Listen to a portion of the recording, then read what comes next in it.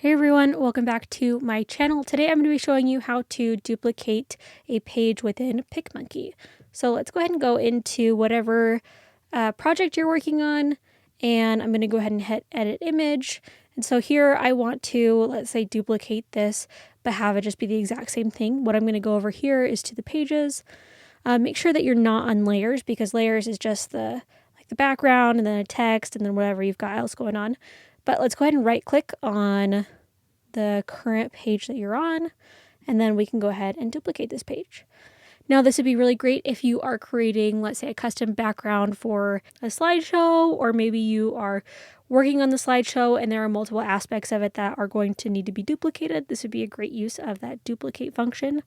I use this a lot for creating Pinterest pins, things like that. Other things that you can do is you can add a page over here, which won't copy it over, but it will just create, I guess, it copied over the background color, but then you can go ahead and change it on each of these different pages. I hope that you found this useful. If you did, be sure to like and subscribe.